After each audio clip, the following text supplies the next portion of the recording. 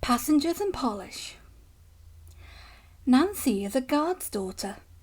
She was working on Skarloey with some polish and a rag.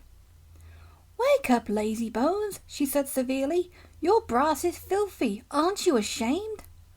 "No," said Skarloey sleepily. "You're just an old fusspot. Go away." She tickled his nose. "Reneus comes home tomorrow. Don't you want to look nice?" Skarloey woke suddenly. "What? Tomorrow?" "Yes, Daddy told me. I'm going now." "Nancy, stop. Do I really look nice? Please polish me again. There's a good kind girl." "Now who's an old fusspot?" laughed Nancy. She gave him another rub, then climbed down. "Aren't you going to polish me?" asked Duncan. "Sorry, not today. I'm helping the refreshment lady this afternoon.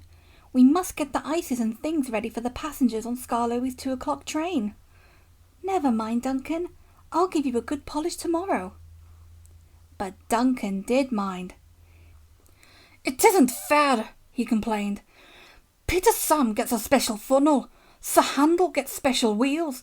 Passengers get ices, and I'm never even polished."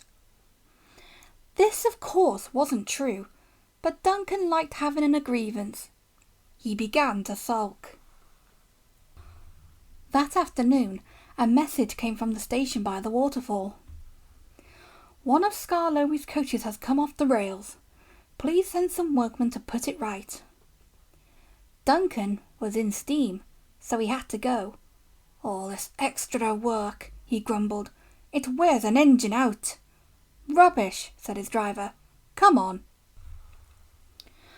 The derailed coach was in the middle of his train, so Skarloey had gone on to the top station with the front coaches. Duncan left the workmen and brought the passengers in the rear coaches home. He sulked all the way. He arrived back just in time for his own 4 o'clock train.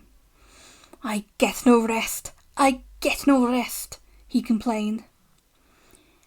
He was sulky and short of steam, so his driver waited a few minutes in the hope of raising more. But Duncan wouldn't try. "We can't keep the passengers waiting any longer," his driver said at last.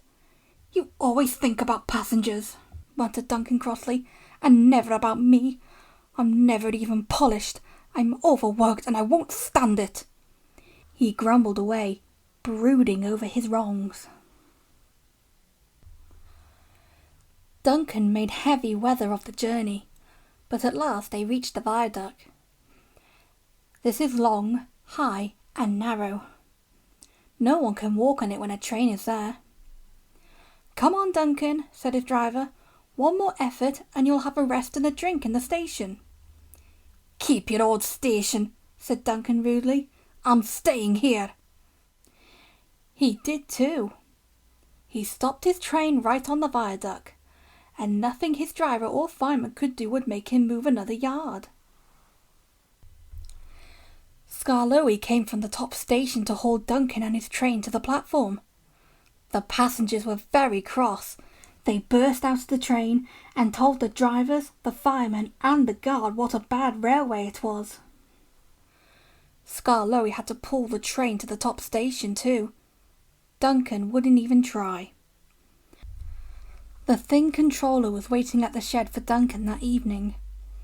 He spoke to him severely, but Duncan still stayed sulky.